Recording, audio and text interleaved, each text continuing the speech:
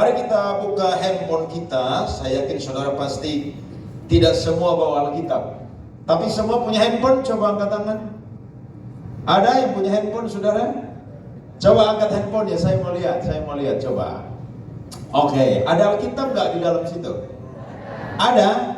Oke, baik ya. Perkenalkan, nama saya Pendeta Andre Saleh. Saya tadi sudah diperkenalkan sedikit. Saya baru jadi pendeta ini 8 tahun ya. Saya cita-cita itu dulu jadi polisi ya. Gak jadi polisi, cita-cita pengen jadi musisi, tidak jadi. Pengen jadi pengacara, tidak jadi. Ujung-ujung Tuhan panggil jadi pendeta. Dan saya sudah gembala kurang lebih 8 tahun di Gereja Betel Indonesia. Sudah menikah dan anak laki-laki 2 orang. Nanti kalau saudara ketemu saya, saudara ingat saya, saudara bisa tegur saya duluan ya. Kalau saudara makan, saudara keluar duluan, saudara harus bayar saya duluan karena saudara yang keluar duluan. Puji Tuhan. Mari kita buka Alkitab kita cepat saja.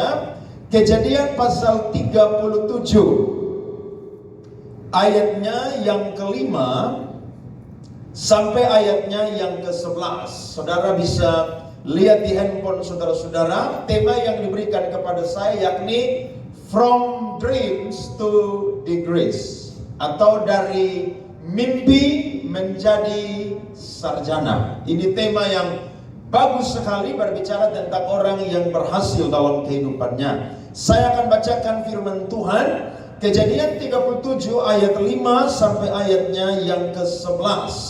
Pada suatu kali bermimpilah Yusuf. Lalu mimpinya itu diceritakannya kepada saudara-saudaranya, sebab itulah mereka lebih benci lagi kepadanya. Ayat 6, karena katanya kepada mereka, coba dengarkan mimpi yang kumimpikan ini. Tampak kita sedang di ladang mengikat berkas-berkas gandum. Lalu bangkitlah berkasku dan tegak berdiri. Kemudian datanglah berkas-berkas kamu sekalian, mengelilingi dan sujud menyembah kepada berkasku itu. Lalu saudara-saudaranya berkata kepadanya, apakah engkau ingin menjadi raja atas kami? Apakah engkau ingin berkuasa atas kami? Jadi makin bencilah mereka kepadanya karena mimpinya dan karena perkataannya itu. Ayat 9, lalu ia memimpikan pula mimpi yang lain yang diceritakannya kepada saudara-saudaranya. Katanya, aku bermimpi pula, tampak matahari, bulan dan 11 bintang sujud menyembah kepadaku. Setelah hal ini diceritakannya kepada ayah dan saudara-saudaranya, maka ia ditegur oleh ayahnya. Mimpi apa mimpimu itu? Masakan aku dan ibumu serta saudara-saudaramu sujud menyembah kepadamu sampai ke tanah?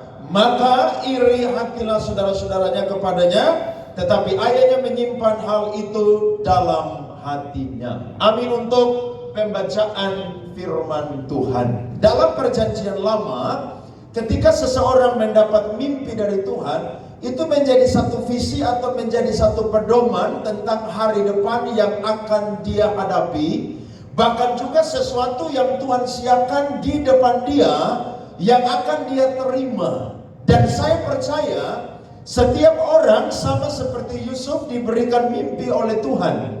Setiap orang pasti punya harapan, punya cita-cita suatu hari nanti dia bisa menjadi orang yang sukses atau berhasil. Kita menemukan bahwa ada begitu banyak orang yang berhasil, saudara, di dalam kehidupan mereka. Awalnya dari mana? Awalnya adalah dari sebuah mimpi. Saudara pernah naik pesawat?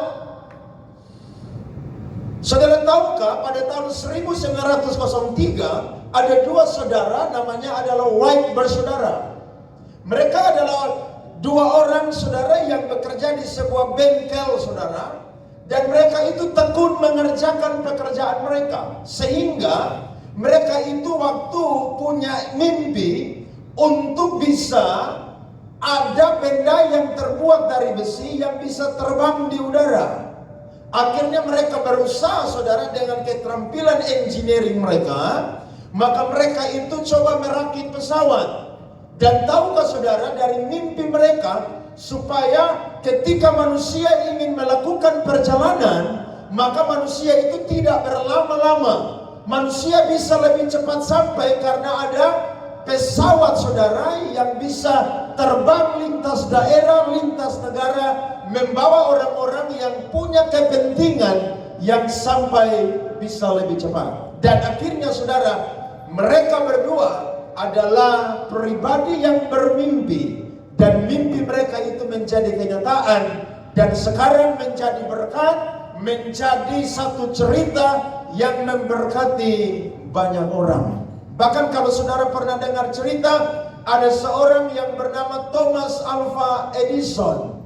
Dia kuliah saudara, dia itu sangat bodoh sekali karena dia paling suka banyak bertanya kepada gurunya, sehingga gurunya dan sekolahnya mengeluarkan dia dari sekolahnya. Dia hanya sekolah 3 bulan saja. Setelah itu saudara, ibunya yang adalah mantan guru mengajar dia secara mandiri. Dia banyak membaca buku, bahkan dia coba saudara eksperimen-eksperimen tertentu. Dan tahukah saudara, dia bermimpi bahwa satu ketika nanti dunia ini diterangi dengan lampu yang ada di mana-mana. Dia coba saudara eksperimennya, kurang lebih dia gagal 2774 kali. Berapa banyak saudara gagalnya? 2774 kali. Jadi kalau nanti saudara lulus dari kampus Poltek Negeri Kupang, saudara baru tes CPNS 1 kali, gugur, tidak lulus, tidak tembus, saudara jangan lompat di jembatan Liliba. Amin. Karena Thomas Alva Edison 2774 kali. Dan ketika saudara dia punya mimpi, maka mimpi itu menjadi kenyataan. Hari ini saya dan saudara bisa ibadah di ruangan ini, sebentar saudara bisa dikukuhkan, ada lampu-lampu yang kita pakai. Kita ingat ada satu orang yang pernah gagal 2774 kali, tetapi dia berhasil. Namanya adalah Thomas Alva Edison. Nah, ayat yang kita baca tadi, ada seorang anak muda Ibrani namanya adalah Yusuf. Tuhan berikan mimpi kepada dia bahwa satu ketika dia itu akan menjadi orang besar lebih daripada saudara-saudaranya. Bahkan saudara-saudaranya akan dipimpin oleh dia, akan diperintah oleh dia. Tetapi waktu saya dan saudara membaca Alkitab, maka kita akan menemukan untuk mencapai mimpi itu pasti ada proses, saudara-saudara. Ada amin? Proses itu seringkali tidak disukai oleh setiap orang. Padahal kalau saya dan saudara sukses, cerita yang paling indah bukan waktu kita berhasil. Proses itulah yang menjadi cerita yang paling indah bagi saya dan saudara. Waktu dia ceritakan mimpinya, maka saudara-saudaranya sangat benci kepada dia. Akhirnya waktu ayahnya menyuruh dia pergi membawa makanan kepada kakak-kakaknya, Alkitab berkata, waktu Yusuf masih dari jauh, mereka berkata, si tukang mimpi itu sudah datang. Kita harus membinasakan dia supaya apa yang menjadi mimpinya tidak menjadi kenyataan. Kalau saya buka Alkitab panjang sekali, tapi saya yakin saudara pasti orang Kristen semua pernah ke gereja dan rajin ke gereja, bahkan suka baca Alkitab. Pasti saudara tahu ini cerita saudara. Mereka bikin skenario, akhirnya mereka buang dia di dalam perigi yang kering. Mereka bunuh satu ekor binatang dan mereka celupkan jubah Yusuf yang maha indah ini. Dan akhirnya mereka jual kepada seorang Khalifah Ismail yang akan menuju negeri Mesir. Mereka bawa pulang Yusuf punya jubah maha indah yang dibuat oleh ayahnya yang bernama Yakub. Waktu mereka tunjukkan kepada ayah mereka saudara sangat susah, sangat sedih, karena Yusuf adalah anak kesayangan yang Tuhan berikan pada masa tuanya. Singkat cerita, Yusuf saudara dibawa ke Mesir. Dan waktu Yusuf dibawa oleh Khalifah Ismail ini, Yusuf itu dijual di pasar Mesir. Maka ada seorang yang bernama Potifar, dia membeli Yusuf. Yusuf bekerja di rumahnya dan dia melihat bahwa Yusuf ini berbeda dengan hamba-hambanya yang lain. Pada waktu itu, seorang budak tidak bisa tinggal serumah dengan majikannya. Tetapi karena Yusuf ini dilihat bahwa dia bekerja dengan baik, maka dia diizinkan tinggal serumah dengan majikannya. Tiap hari Potifar pergi kerja karena dia kepala istana yang ada di Mesir. Tetapi istri Potifar, saudara, ada di rumah bersama dengan para pembantu-pembantu lainnya. Alkitab berkata, waktu istri Potifar, saudara, lihat Yusuf, istri Potifar suka sekali dengan Yusuf. Setiap hari dia bujuk Yusuf supaya tidur dengan dia. Kalau saya dan saudara jadi Yusuf, yang pria-pria di sini, saudara mau atau tidak? Coba angkat tangan yang mau. Jangan. Padahal kalau Yusuf mau berkarir, saya yakin dia ikut maunya istri Potifar, jadi simpanan istrinya Potifar. Pasti Yusuf punya karir, saudara, akan melejit, akan melesat dengan cepat. Tetapi Alkitab berkata, waktu dia goda Yusuf setiap hari, Yusuf tidak mau untuk mengikuti bujukan daripadanya. Memang tante girang itu sudah ada pada zaman itu. Jadi saudara, yang ganteng-ganteng tuh, yang suka bukan cewek-cewek, tante-tante juga suka tuh. Akhirnya dia tidak dapat kesempatan. Dan ada sebuah dongeng dari Timur Tengah, saudara, yang berkata, saking gantengnya Yusuf, waktu Yusuf lewat, saudara, hamba-hamba daripada istri Potifar, waktu lagi kupas bawang, itu pisau, saudara, karena mereka punya jari. Karena mereka kupas bawang, bukannya lihat pisau dan bawang, tapi lihat Yusuf yang begitu ganteng, saudara. Dia ambil jubahnya Yusuf, dan waktu suaminya pulang, dia kasih tahu, "Bapak, masa anak muda Ibrani ini yang kau bawa dia ke rumah kita? Dia mau memperkosa aku." Namanya suami pasti lebih dengar istri daripada dengar pembantu. Harusnya Yusuf sudah sukses itu. Tapi Alkitab berkata, dia dipenjarakan. Dan ketika dia ada di penjara, saudara-saudara, Alkitab berkata, dia menjadi kesayangan daripada kepala penjara. Sehingga semua urusan yang ada di penjara itu dipercayakan kepada Yusuf. Ada dua orang yang dapat mimpi, juru minum dan juru roti. Waktu mereka ada di penjara dengan Yusuf, mereka tidak bisa menafsirkan mimpi mereka.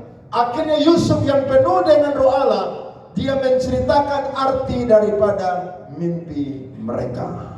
Juru roti digantung dan juru minum dikembalikan kepada posisinya. Yusuf bilang begini, kalau nanti kalian itu sudah ditolong, jangan lupa saya. Tapi Alkitab berkata, mereka bukannya ingat Yusuf, tapi lupa Yusuf. Yusuf putus asa sebagai manusia. Tetapi memang Tuhan kalau berikan seseorang itu mimpi, cita-cita, harapan, manusia siapapun dengan kuasa sehebat apapun tidak akan pernah bisa menghentikan langkah saudara untuk sampai kepada mimpi dan tujuan yang telah Tuhan tetapkan. Ada amin anak-anak muda? Beri tepuk tangan dong. Saya yakin saudara kuliah pasti susah ya, menderita ya, tugas banyak.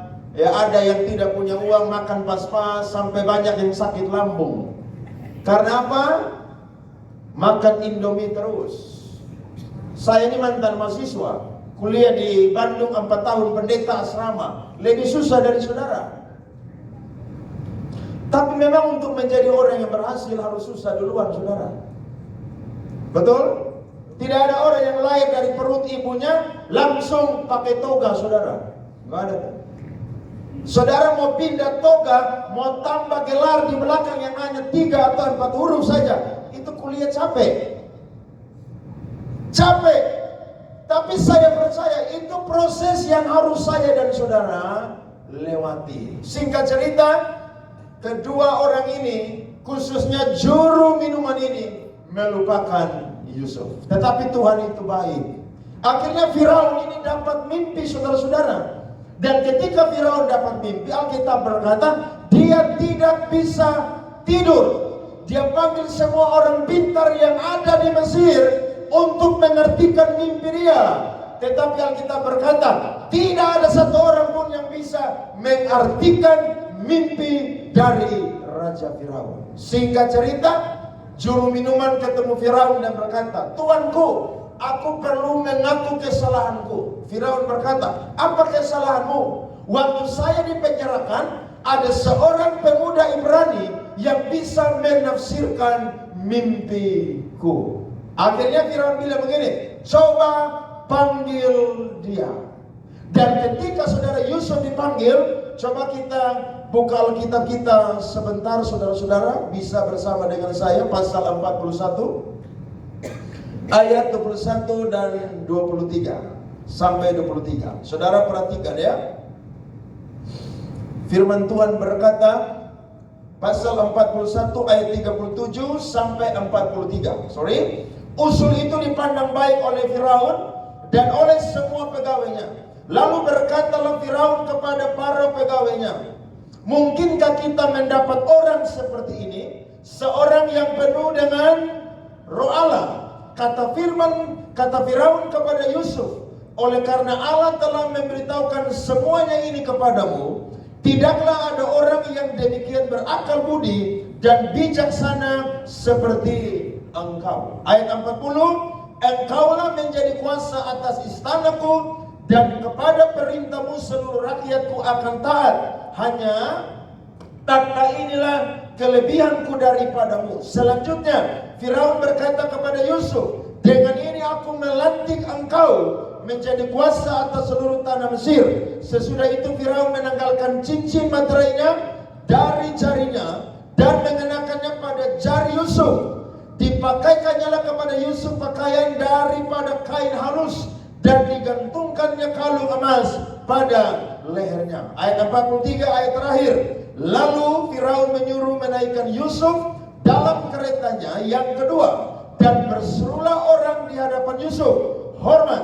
Demikianlah Yusuf dilantik oleh Firaun menjadi kuasa atas seluruh tanah Mesir. Bisa beri tepuk tangan untuk cerita ini, saudara. Yusuf waktu dijual 17 tahun. Dan ketika dia diangkat menjadi orang nomor 2 di Mesir, usianya adalah 30 tahun. Kurang lebih Yusuf lewati proses 13 tahun. Saudara kuliah susahnya 4 tahun. Paling lama 5 tahun. Kalau lebih dari 6 tahun DO. Yusuf, saudara, diproses untuk bisa sampai kepada mimpinya. Itu membutuhkan waktu 13 tahun. Ada seorang yang tinggal di Amerika. Pada usia 65 tahun, dia ingin bikin satu resep makanan. Dan tahukah saudara, dia mencoba. Tetapi apa yang dia racik, saudara, yang menjadi makanan andalannya, itu ditolak oleh restoran dan rumah makan. Dia tidak putus asa. Dia coba terus. Dan akhirnya sampai di restoran yang 1008. Disitulah dia punya racikan makanan itu diterima. Dan tahukah saudara, orang ini bernama Kolonel Harlan Sanders. Saudara tahu nama ini? Saudara tidak tahu. Nah, yang suka makan KFC tahu. Berarti saudara yang tidak tahu belum pernah makan KFC. Bercanda ya. Bayangkan dia coba 1007 outlet. Tapi 1007 outlet restoran tolak dia punya menu unggulan, yakni ayam yang begitu enak. Tapi dia tidak menyerah. Selama 9 tahun dia berjalan ke seluruh Amerika untuk menawarkan produk dia.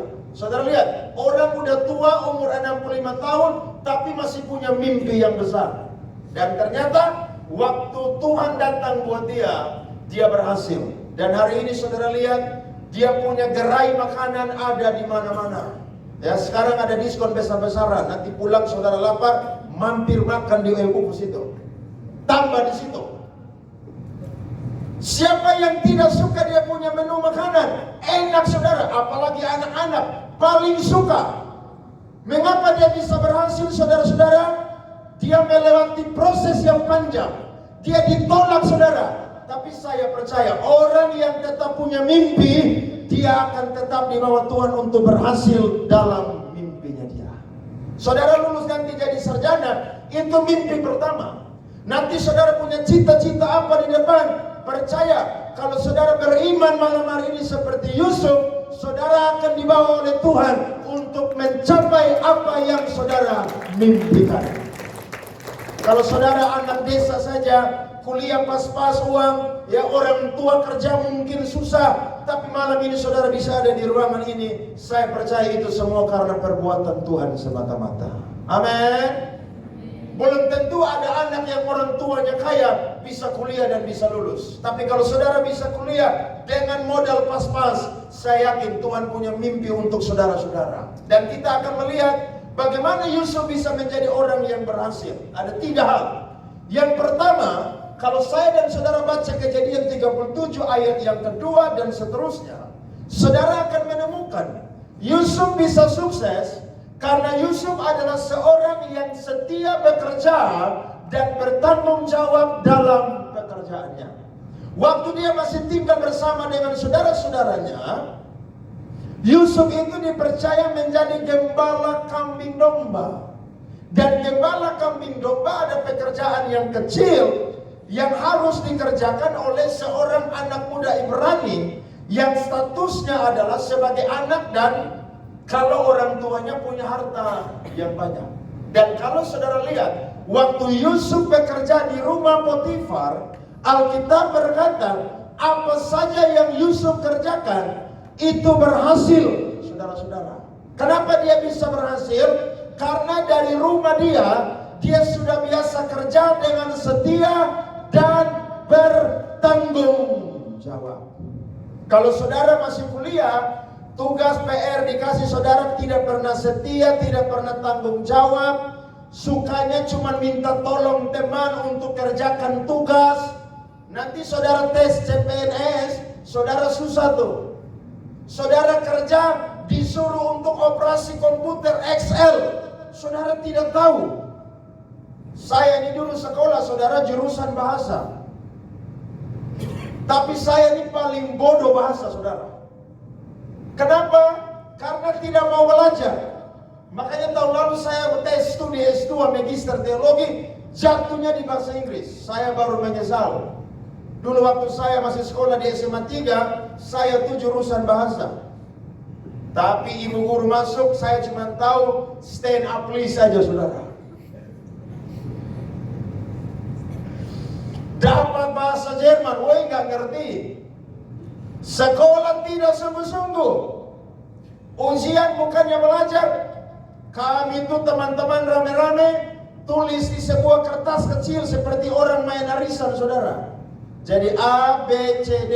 Nanti buang. Buka mana yang duluan, isi itu saudara. Saudara bisa bayangkan, itu sekolah tidak betul. Makanya kalau saya jadi pendeta hari ini anugerah Tuhan. Saya waktu masih sekolah pendeta, saya pun tahu, saya orang Rote. Dia bilang, kamu ke otak ini bukan cuma jongkok, tiarap. Bukan cuma jongkok, tiarap. Wih, saya bilang, kok saya masih sekolah pendeta Tuhan suruh? Oh, bilang otak tiarap. Tapi saya percaya, kalau Tuhan yang panggil, Tuhan perlengkapi saudara. Amin. Akhirnya saya kuliah saudara 45 orang. Yang lulus tepat waktu hanya 5 orang. Saya salah satu yang ada di dalam. Saya bilang saya punya otak tidak tiarap lagi. Agak sedikit berdiri. Saya tidak pernah belajar, tidak pernah suka baca buku. Tapi sekarang tiap hari saya baca buku minimal 20 halaman. Minimal. Saya banyak belajar. Karena saya tahu, jadi pendeta harus pintar cerdas firman Tuhan. Menyampaikan teologi yang benar. Supaya orang dengar firman Tuhan, orang diberkati.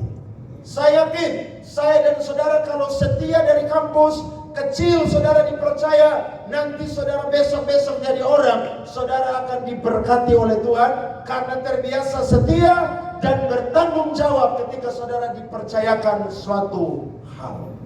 Yusuf bisa berhasil, Yusuf bisa dibawa Tuhan, dia bekerja dengan setia dan bertanggung jawab, karena itu promosi datang dalam kehidupannya. Saya percaya ada tangan Tuhan yang tidak kelihatan yang mengangkat Yusuf. Tapi ingat, Tuhan bisa pakai manusia untuk melihat kinerja saya dan saudara. Kalau manusia pemimpin melihat kinerja saya dan saudara, saudara tidak perlu jilat-jilat pemimpin, tidak perlu sikut kiri kanan untuk cari jabatan. Promosi datang bukan dari manusia, tapi promosi itu datang dari Tuhan Yesus. Amin. Itu yang pertama. Yang kedua, apa yang membuat Yusuf itu bisa berhasil? Jawabannya adalah karena Tuhan menyertai Yusuf. Saudara belajar firman Tuhan, kemanapun Yusuf pergi, Tuhan menyertai dia. Waktu dia di rumah Potifar, dia mengerjakan pekerjaan yang dipercayakan oleh Potifar, dia itu berhasil. Alkitab mencatat, dia bisa berhasil karena Tuhan menyertai Yusuf. Jadi kadang-kadang kita menemukan orang nih mungkin tidak sekolah tinggi seperti saudara-saudara yang sebentar lagi jadi diploma 4. Ada orang yang biasa-biasa, tapi saudara kalau Tuhan menyertai dia bisa jadi orang yang sukses toh. Bisa. Makanya kalau saudara nanti di wisuda, saudara pakai toga, nama ada gelar di belakang, jangan sombong-sombong. Amin. Jangan saudara bilang, lu ini bodoh, beta ini sarjana. Jangan begitu. Saudara percaya bahwa kesuksesan salah satunya adalah karena penyertaan Tuhan. Dulu saya sekolah, ada saya teman, satu nona dari Rote. Ini nona ini orang Kupang bilang Noe Babecek. Saudara tahu Noe Babecek? Atau bahasa yang lebih lucu lain Noe Nanau lah begitu. Dia ini suka pingsan di kelas. Dan saudara tahu toh, dia datang dari Rote, sekolah di SMA 3 yang kota. Dia ini dibully tiap hari.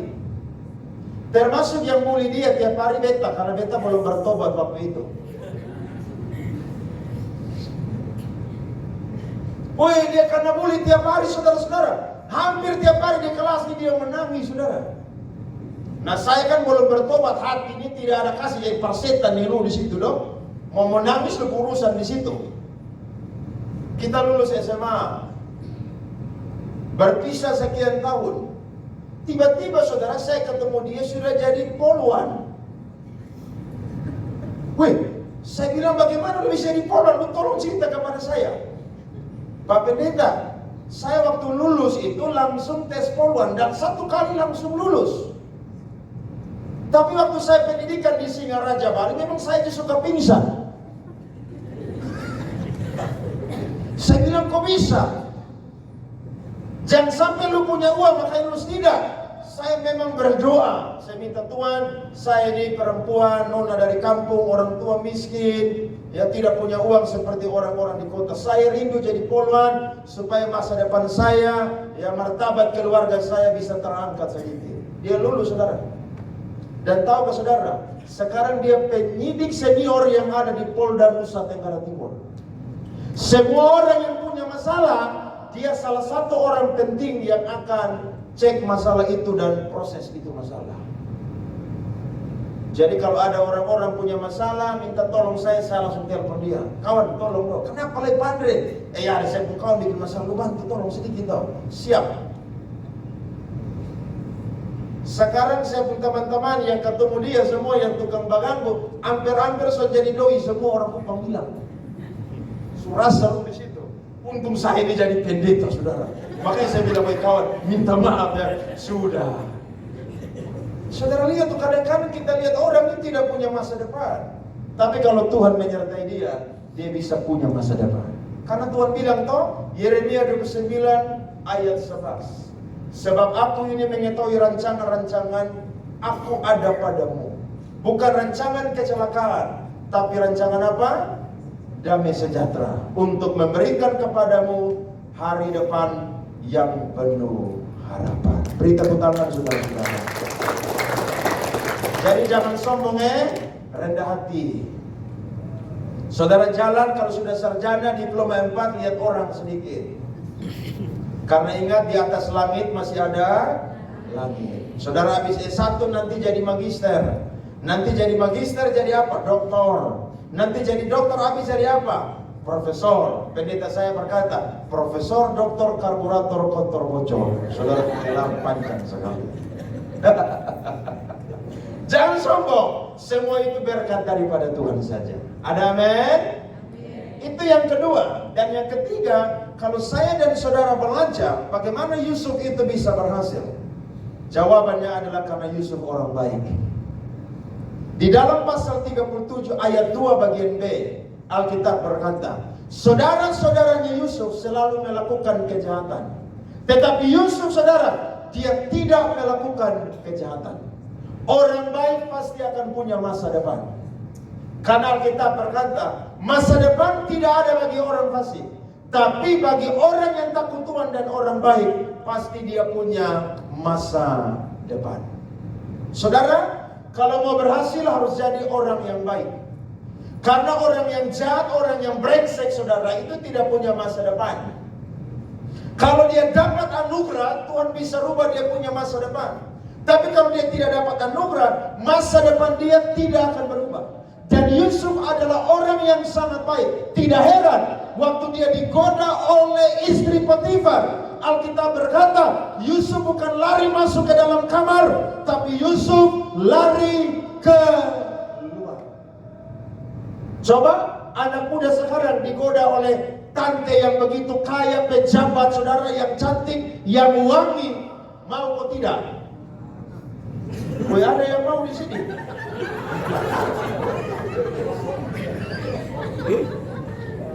Itu tanda saudara serius dengan firman Tuhan.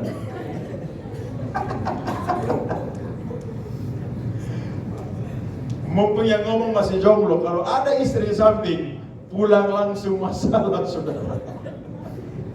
Dia digoda, tapi dia tidak mau. Kenapa? Karena memang dia anak yang baik, saudara-saudara. Untuk apa melakukan kejahatan yang cuma beberapa menit, tapi itu merusak masa depan. Saudara kalau di kampus, saudara sudah mau wisuda, saudara punya teman-teman yang merusak kebiasaan pergaulan yang buruk, saudara harus tinggalkan. Saudara tidak boleh benci, tapi saudara perlu nasihat supaya mereka itu bisa bertobat, bisa berubah. Dan saya mau bilang, hanya orang baik sajalah yang akan diberikan berkat dari Tuhan. Karena lewat orang yang baik, dia bisa menjadi berkat bagi banyak orang. Kadang-kadang saudara punya cita-cita yang besar, mimpi yang besar. Kenapa tidak jadi kenyataan? Mungkin saudara bilang begini, nanti kalau saya sudah jadi orang sukses, orang-orang yang benci saya, yang pernah berbuat jahat kepada saya akan injak mereka. Saya akan balas kepada mereka. Orang model begitu tidak akan sukses. Tidak akan. Karena tidak mungkin Tuhan buat orang yang jahat jadi sukses. Tapi kenapa Yusuf baik, saudara-saudara? Alkitab berkata, waktu dia punya ayah meninggal, Alkitab berkata, saudara-saudaranya itu ketakutan berjumpa dengan Yusuf. Mereka semua sujud menyembah kepada Yusuf. Tapi Yusuf bilang begini, bukan kalian yang membawa aku ada di tempat ini, tetapi Tuhanlah yang mengutus aku terlebih dahulu untuk ada di tempat ini. Saudara, sekali lagi saya ngomong, ini mindset orang yang diberkati Tuhan di model begini. Bukan kalian yang mengutus saya ada di sini, tapi Tuhan yang terlebih dahulu mengutus saya ada di sini. Supaya apa? Supaya memelihara suatu bangsa yang besar. Coba kalau Yusuf orang jahat, dia orang nomor 2 di Mesir, pusat pemerintahan politik, saudara, sosial, dikendalikan oleh Yusuf. Saya yakin dia punya saudara-saudara semua pasti akan jadi budak, pasti akan dihukum oleh Yusuf. Tapi tidak kan saudara-saudara?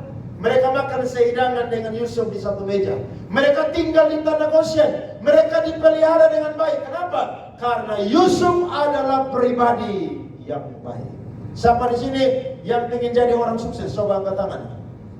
Jangan malu-malu. Masa saudara mau jadi orang sukses malu-malu? Kurang tinggi. Coba angkat tangan tinggi, saya mau lihat. Ibu dosen lihat. Pak dosen lihat. Ya. Kalau saudara mau jadi orang sukses, rahasia yang ketiga adalah jadilah orang yang baik. Supaya waktu saudara jadi orang yang baik, saudara tidak balas kejahatan dengan kejahatan, tapi saudara balas kejahatan dengan apa saudara? Kebaikan. Amin. Mungkin saudara kuliah, saya nonton film pendek dari saya punya anak pemuda Okto dan teman-teman. Wih, saya menangis saudara, bagus sekali. Ya, mana itu Adit yang main itu? Oh, wih, itu film bagus, bagus saudara. Tepuk tangan dong.